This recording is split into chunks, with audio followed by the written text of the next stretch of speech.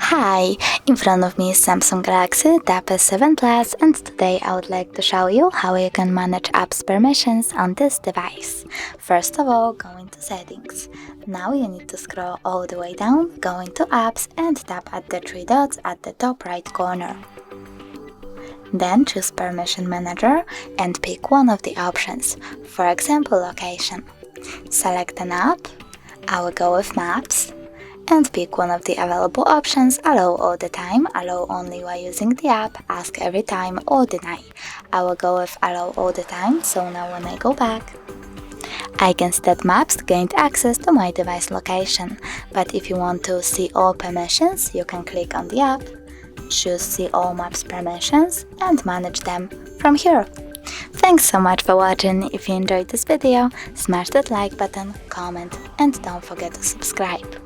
Bye!